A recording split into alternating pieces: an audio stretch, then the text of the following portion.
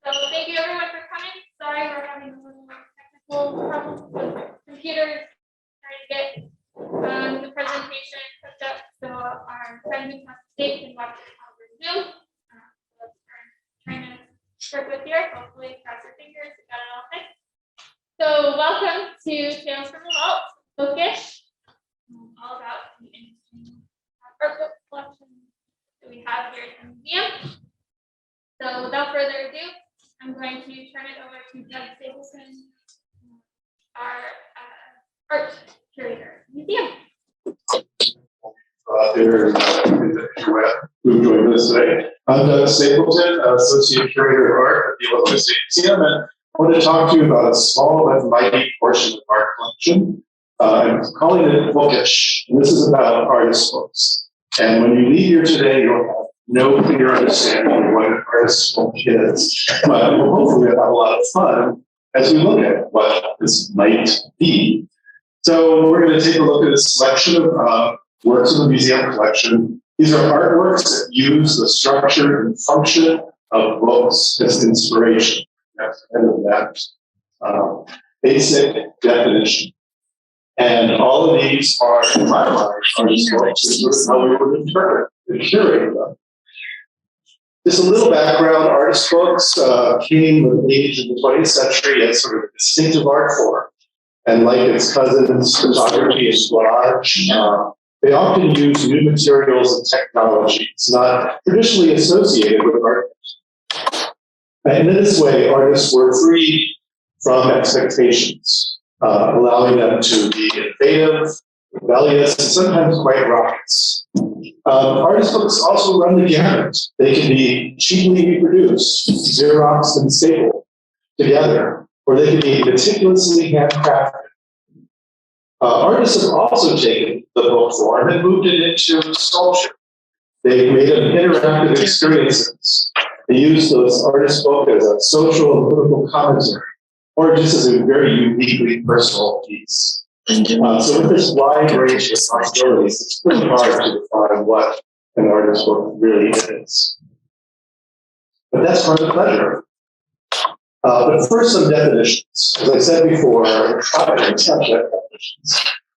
foundation for us understanding artist books is that they use the structure or function of a book as inspiration. It is a work of art in book form.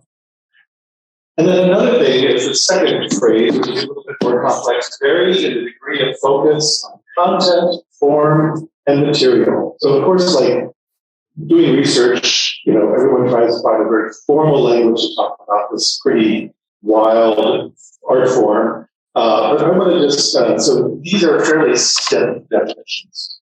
So what does it mean, artworks use the structure and function of a book? Well, they look like books. And the majority of what we're going to see today, and this is true of the majority of artist books out there, is they function like a book. These artists are concerned with photography, papers, with paper engineering and technology, book binding, design, graphics, traditionally things associated with books as a brand work.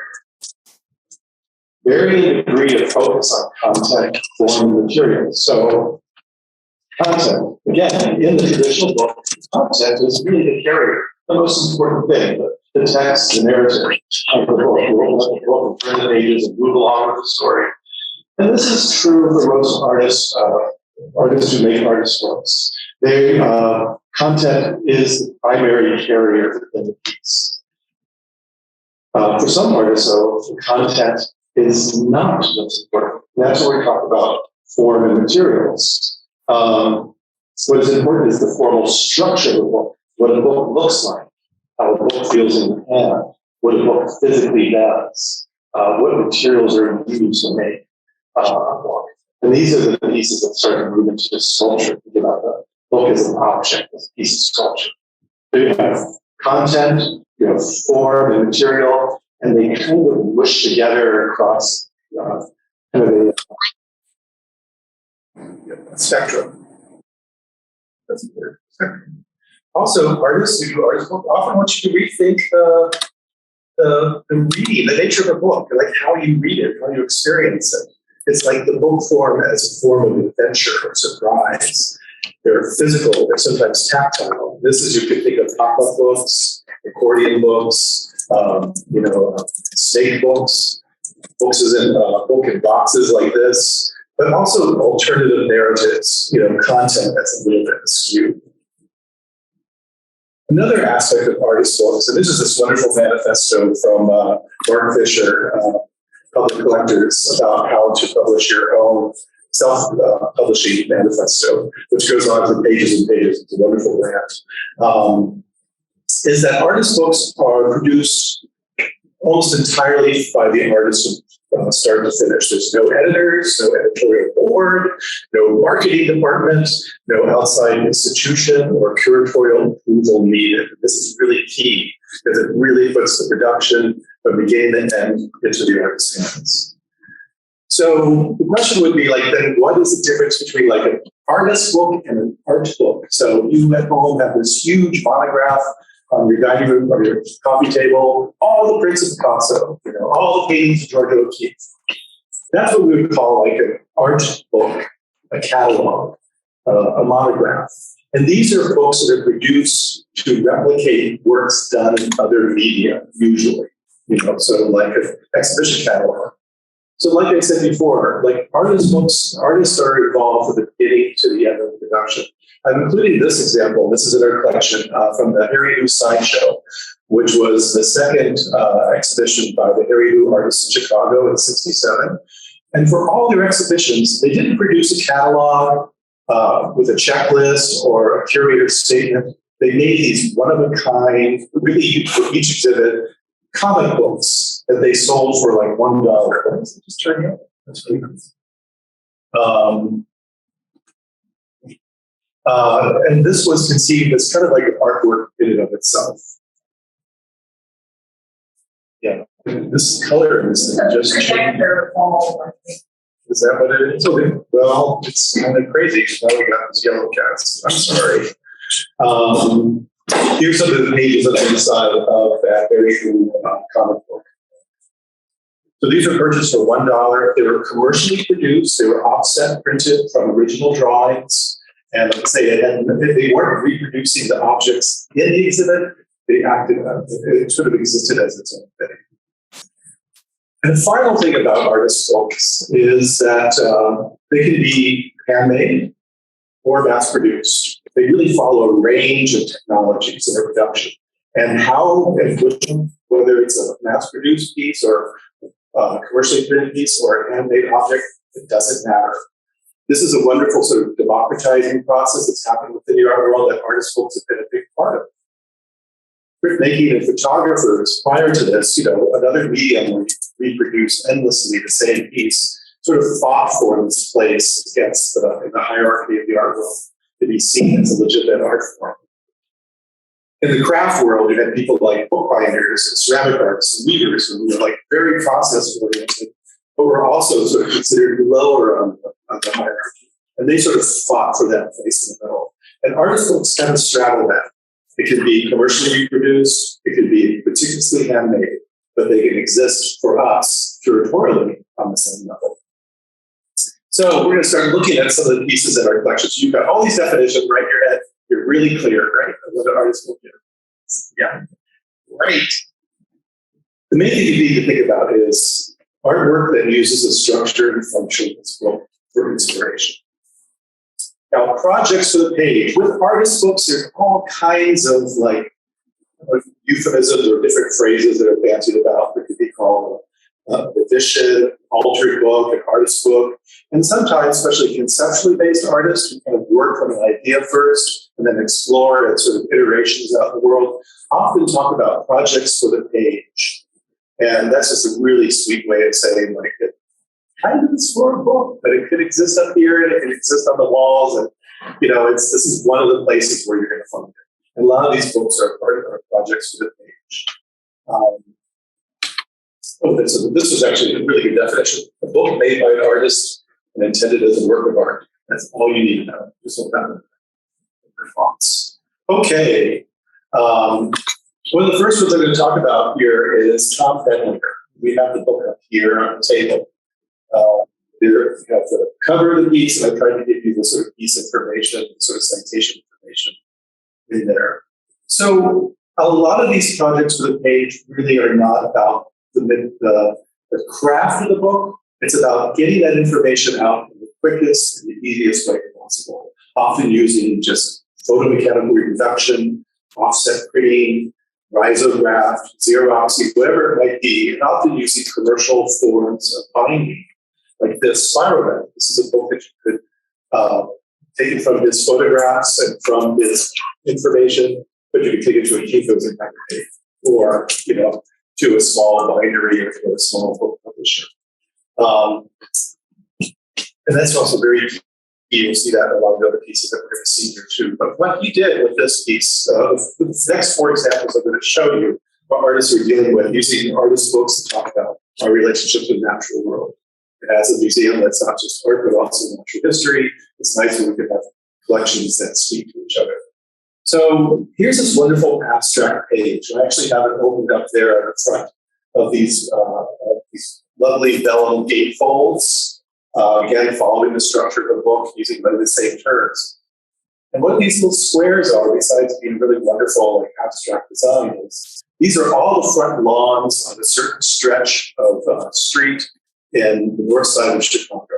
That sort of oblique view when you're walking down the sidewalk and see all your strange little triangles. So territorial by design. This is what Denver thinks about. It's how we define the natural world in the urban environment. These black plate shapes floating across the page are these outlines of lawns, front lawns, and they represent the small patches of land that separate private homes and businesses from the public sidewalks of the streets. And for many people, they represent their slice of the world. This is their territory. But what he has done with these is overlaid them onto images of like oak savannas and other remnant transitional ecologies that exist in the Chicago area between the lake and the Denver area. This ecosystem that has been vastly chopped up and pretty much is extinct, but there are remnants that still exist. And it includes a sort of coding for these, and overlaying these pieces on each other gives us that sense of like how we impose ourselves on the natural. Another artist book which I have up here as well too, you can see is Melissa Resky Finder. These are screen prints. Again, a print-making technology that has been bound, folded, and stapled into the form of the book. In an edition of 108. So the other about artist books is oftentimes they are limited editions, or if they even are an edition at all. So Finder takes this. Areski refers to her art making complexes. This book relates to her drawings and paintings as well. She calls it composting. She loves to take multiple images from different sources and overlay them on top of each other. Her idea is she's moving towards this idea of a wild abstraction. That's what's sort of key to her. So there were a couple of processes at work in her thinking. The quote that she uses to describe this book from her website is Finder, which is the title of the book, creates a forest-like space that invites consideration of how human order is imposed on nature. So in some ways, the book has a similarity to the Denlinger book before, with this imposition of order in a little law and something like a much larger ecosystem that's somewhat disconnected. What Areski has done in her book, this is actually a press sheet from our herbarium, but in her book, she used fern press sheets from she teaches up at Illinois State University from their herbarium. She also used 16th century illustrations, and she used a contemporary field guide called Fern Finder, and then mashes them all together. And for her, this becomes like a meta project. It's like a book about the history of natural history representation. From the press sheet, which is a way of presenting a specimen for easy identification, but then loses its color and vitality over time. The illustrated field guide, which sort of shows you the plant, oftentimes on one page at all its stages of life, from seed to flower to fruit, these sort of unreal real situations. And for her, she's really interested in matching it all together and just moving it back, sort of a rewilding of this process of natural history illustration. And another artist, again, the collection that is also up here, you can see it later on as well, is Mel Watkins' Pocket Road Atlas. And again, her consideration is another sort of meta thing about like, what is our world going to look like in the future? She bought a road atlas from like a convenience store and drew on each of the pages. And as she wrote, all the roads have been replaced with streams and rivers. Coastlines have been flooded, and ancient inland seas have been rehydrated. Water and nature, natural forces and vegetation take over the world. So here's West Virginia becoming some ancient inland sea, and then of course the coastlines. And this has really implications of what we're talking about now with climate change. And this piece was from more than a decade or so ago, but in her mind it was very something really that she wanted to put to the page. Now, what's wonderful about this is she found this little field guide, or this pocket atlas, did all these drawings. But what we have is she made an exact size facsimile copy of it and stapled down. So it's a wonderful little plastic, cheap field guide or atlas that you would get from a convenience store, but altered in this way. It's a great way for getting information out. And the fourth one, which is a completely different idea as well, too, with Pete Nettles, Season Terms. Pete Nettles is a photographer who taught at Champaign, Urbana. This massive body of work that throughout her career has dealt with both seasonal changes or the natural world, but also stages of her own life. And what the artist book does for an artist like Pete Nettles, it gives her a chance to sort of pull from a vast array of images and setting a certain program for herself. I want 4 different books that represent 4 seasons. So making a selection of images, finding a tonal range, and then finding a kind of non-sequential narrative. And they come in this plastic clamshell box, which is something you could buy commercially. And it's a really simple way to produce a work that can be set up in all different sort of arrangements. These accordion books just sit up on their own, on their edge. So it's almost like a game. It's an activity. It's something you open up and unfold, and something that can be revealed to you, and you can almost read it like an oracle, Moving right along, another area with this sort of projects for the page and this sort of meta idea, artist books responding to books, artists responding to book history, is like the pulp novel. And Sally Alatello, in her Continental Papers in 1993, she set up this imprimatur for her own, Sarah Ranch House Mysteries, which was her own publishing company. And in Continental Papers, what she did was took all the references in Raymond Chandler's The Big Sleep to women's hair.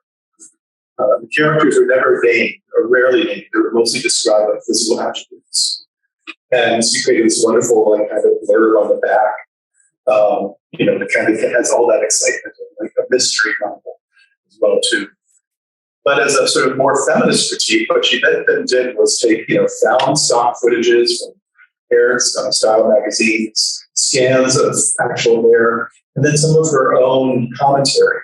And it's a way to look at what she wanted to do was to look at this idea of how hair or hairstyles can replace complex character development and be sort of very reductive stereotypes, especially in this, in Chandler's noir crime genre. So it's a delightful book that also has a little bit of a punch, a little kickback. Another project for the page is Ollie Rodriguez's copy, which is up here as well too. It's a very deeply personal work, and it's a kind of amazing project. This was a book that was produced after a large installation of videos and photographs, and it's a collection of stories and interviews and photographs revolving around the AIDS epidemic of the 1980s and 90s. Pappy is his father, who went by the name of Troy, Peter, Pappy, or Pedro. And what essentially was a search for his father. His father died of complications of AIDS in 1993. And what he did is put out a Craigslist ad asking for any men who knew his father who wanted to interview them, to be photographed with them, and have an encounter with them. And there were a few who survived and were there and didn't respond. And this way was a meditation on generational loss and the devastation of AIDS on the communities of color in Chicago in the 80s and 90s. But it was also a celebration for the president, who interviews with his mother, this beautiful, like 4 or 5 page interview with his mother talking about their father, who was gay, bi, had many male lovers, and also their recollections, the struggles of the family, their friends, their youth, and the places where gay men and queer men would meet along the lakefront and in Chicago as well too. There were sites, like social sites, where they would gather. And this is all during a sort of internet phase as well too. So it's this sort of archaeology of photographs and memories, and then trying to find those places again.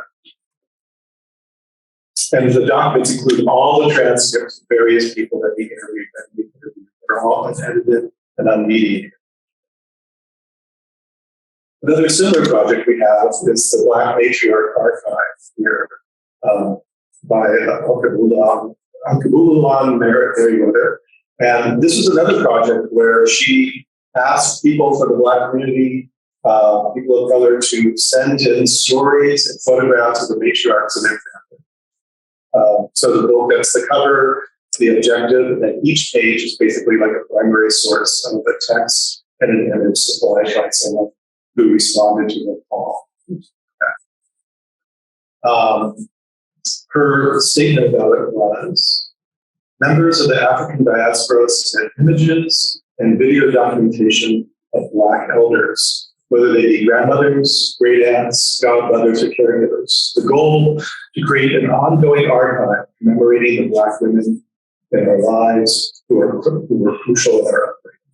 So it's a celebration of relationships, of family, and it's told primarily through primary source interview subject, and very, very simply reproduced.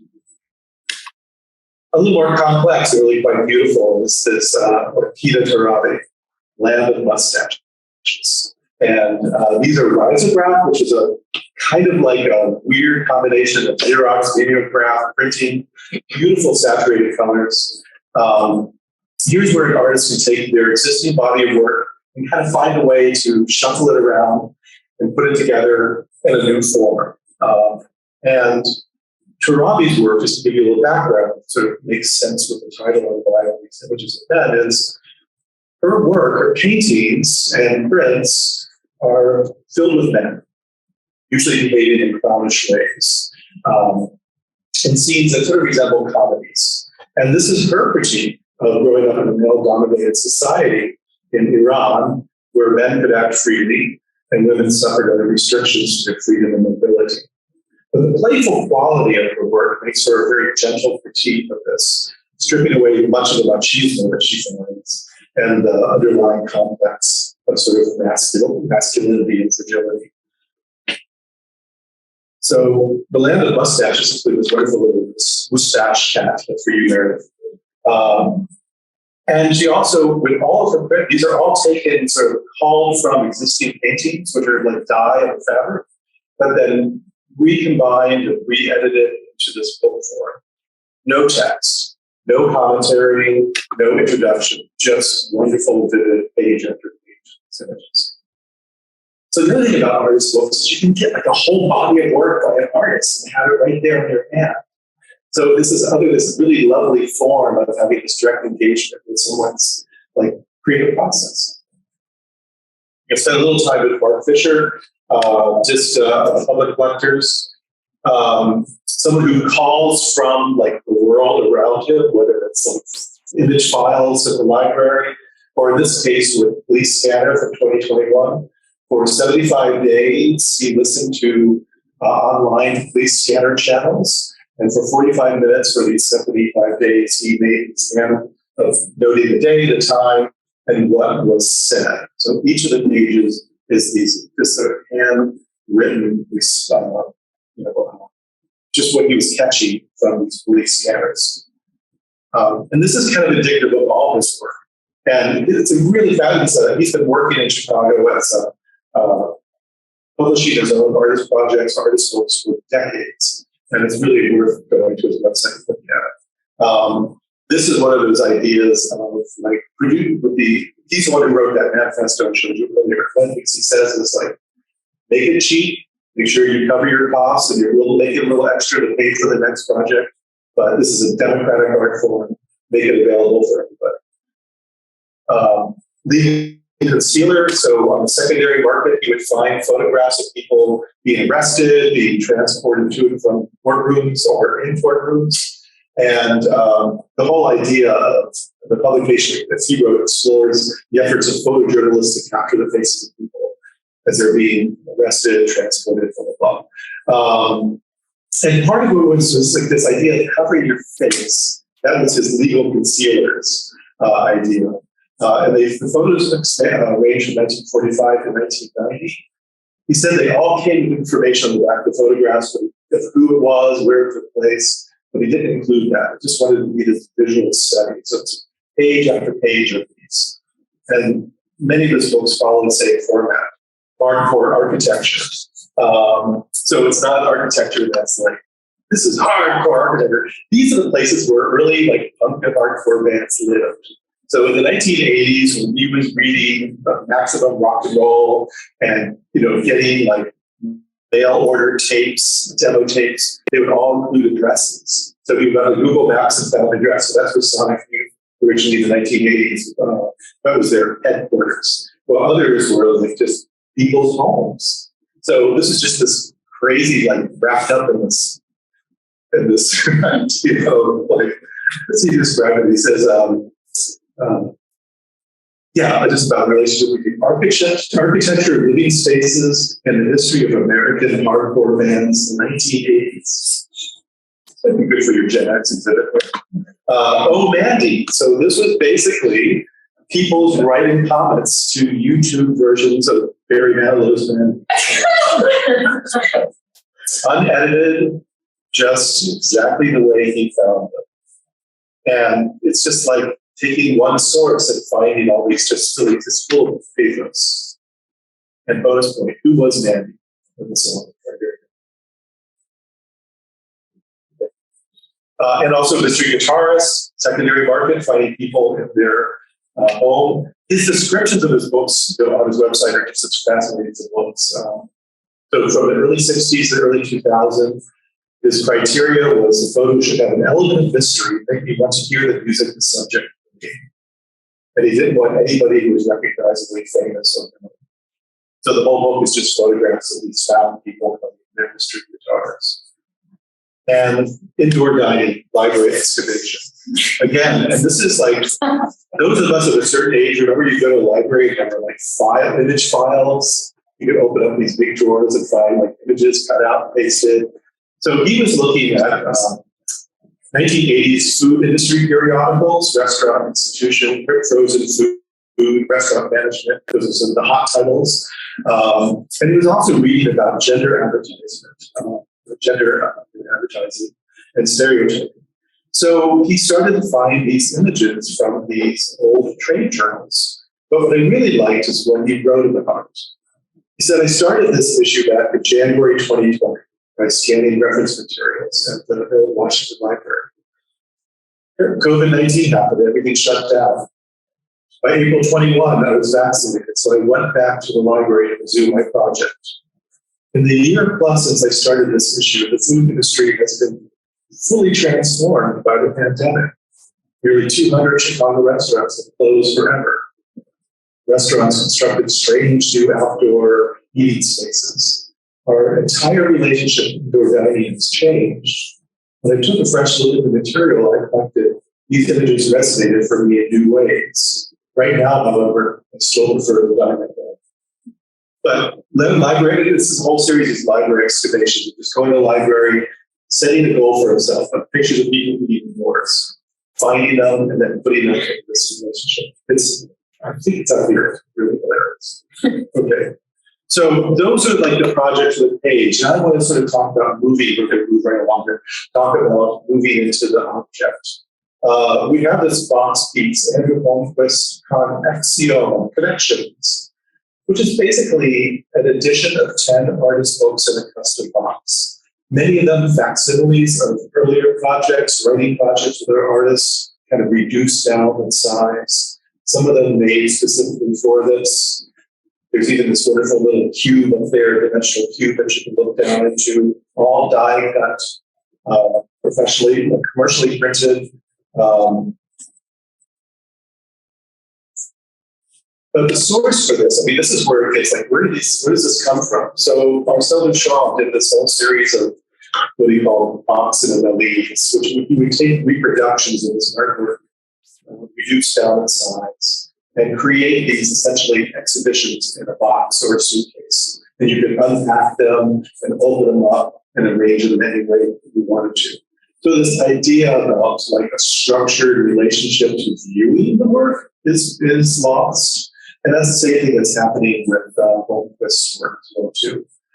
There's a spine to the box, the colophon, which is usually a part of an artist's book that tells you how it's printed, how many edition. There is one little descriptor and one of the flaps that talks about this book pieces together fragmented narratives that all point to the power of connection and the pain of disconnection. And the images are beautiful, good, bright, very much like this painting.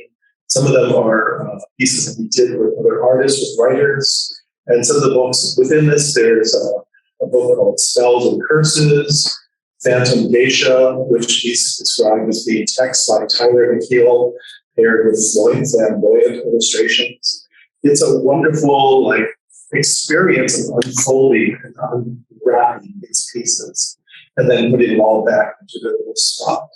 So it's kind of like Pandora's box. It opens up, and this piece now fills the world with the strange beauty of the world, weeps out of us. And even further along, I included this quote from Teresa Pankratz, who did these two pieces that are up here. She talks about narrative sculpture, her pieces being narrative sculpture. They often take the form of a sort of book structure so that you can open up. She uses a lot of pop-up technology. But we'll be talking a little bit more about these pieces. But they were part of the larger body of work for the installation and sculpture work she does, are dealing with her childhood home burned down. And she wasn't there. She was in Chicago or someplace. And she wasn't able to return to her hometown for 7 weeks. And during that time, prior to her returning home, she had vivid dreams about the loss of her family home. So this book called She Had No Premonition, but afterwards many dreams, has this text billowing in the cloud. You can see the map of the town below, and then the smoke of the house is rising. And that's the text about the story of the home. She's flying in a dream, but all the objects of the house are also flying out with wings. There you go.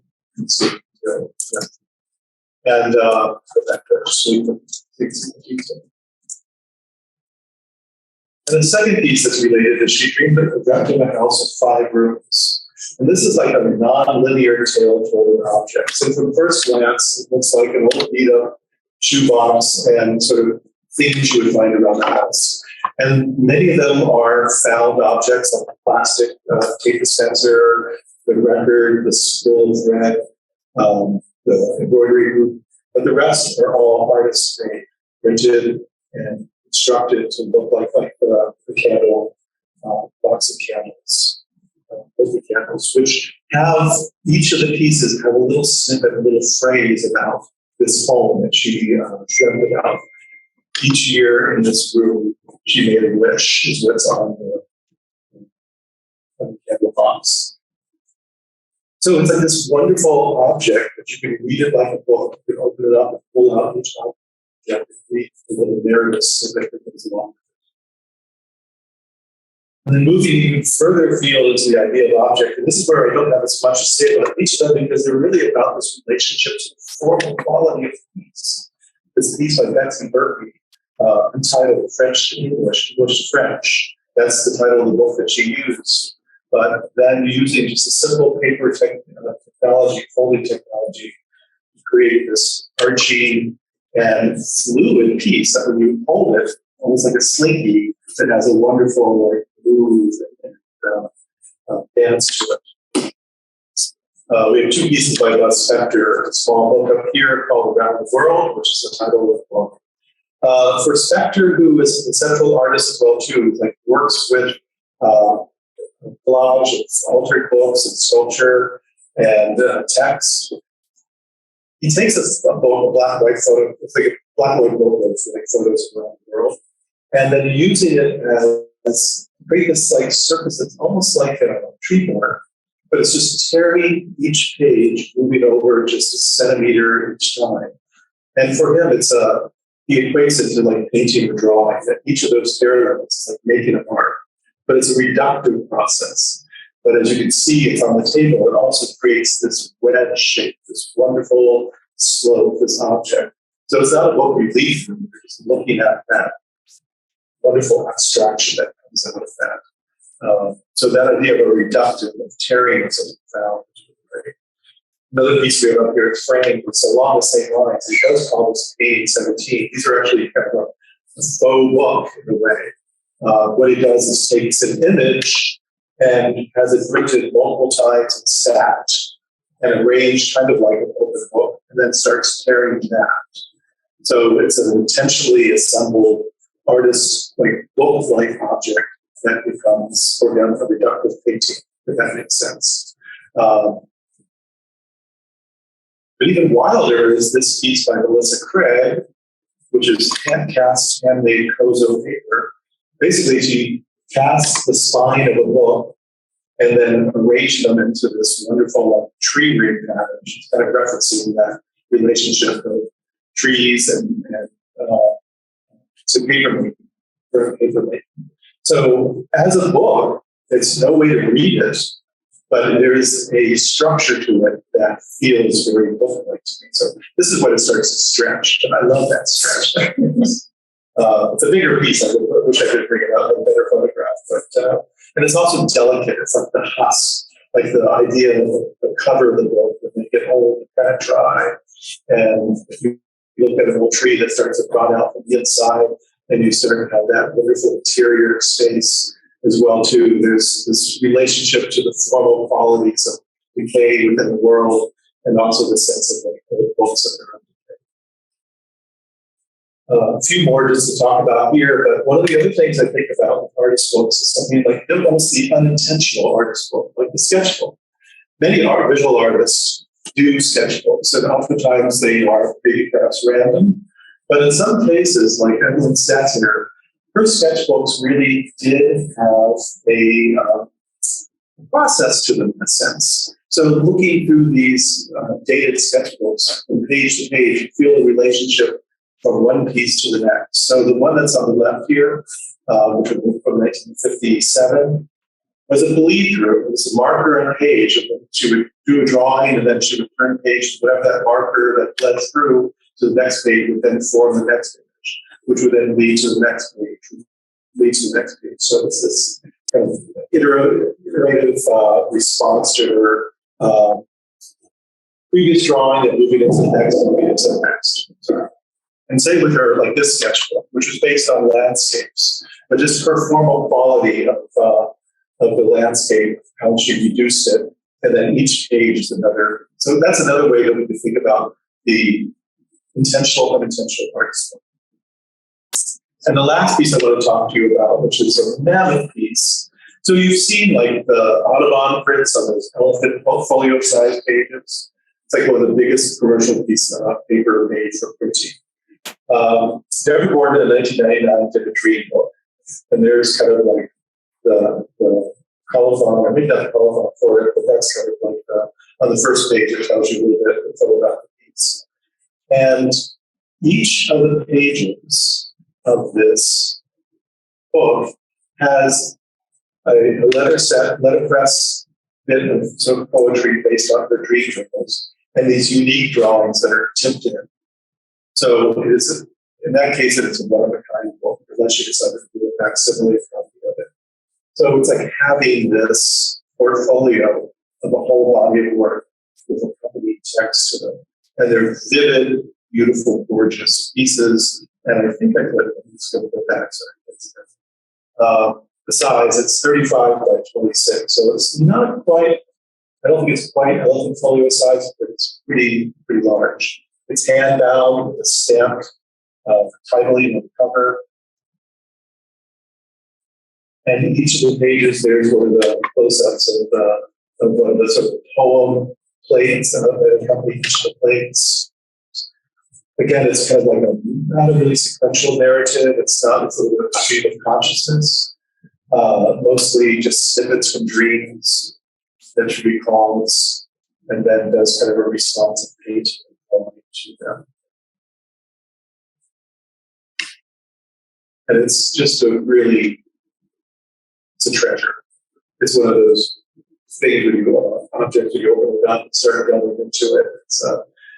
And it's also a physical process because it is so big. To turn those pages is like memory or dream, that little bit of an effort to get to that next snippet of something. What was that about? And each page sort of unfolds in that way for us.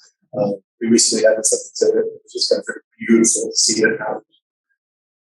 So all of this is to say that artist books run the gambit from the zine pamphlet style, pop culture reference, to the beautifully handmade, essentially like having a whole body of work by an artist and having that sort of very intimate relationship on the page. Unlike the thing on a wall behind glass, well, you could go do it, run your fingers across it, and feel it. I mean, it is that wonderful, physical relationship to this exquisite work. And in that way, that's what makes this whole loose genre fascinating. I wanted to close with this quote by another artist quote from Defner's, where he says that the artist book is a technology. The book is a machine. It does something. It has a function. The book is food. And we take it and it sustains us. It gives us sustenance. The book is a body. It has a physical relationship. It's something we wrestle with. It is a vast pool we need to dive into. Because it is that thing, like any book that you read, it's the world that you fall into and that you become immersed in for that period of time. So, thank you.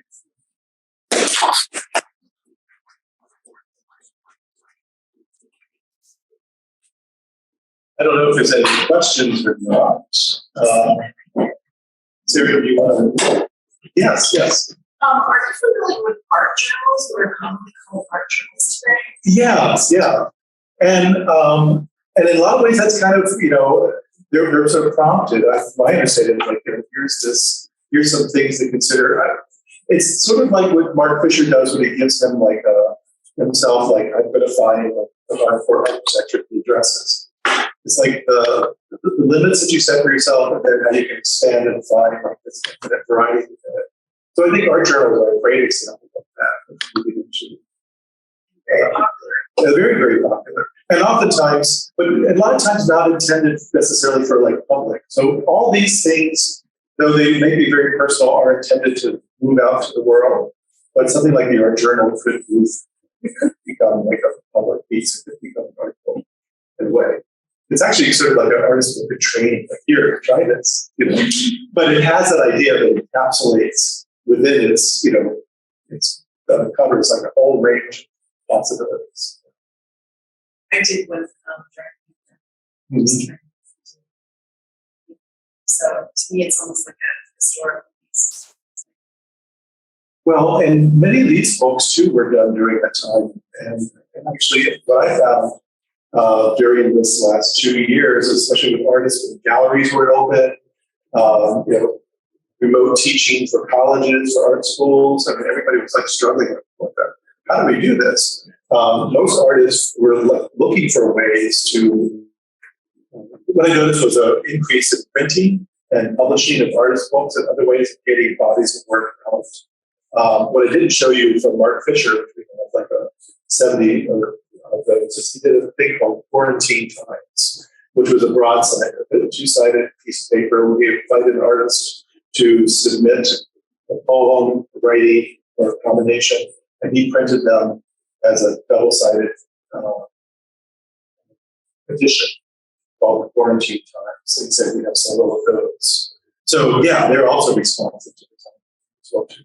So in one way, our artist books, like it's free from those restraints of, let's say, like the gallery market, stores, academics, there's just, and when those systems kind of like shut down like they did over the last few years, artists found this other way in which to like move their voice out into the world.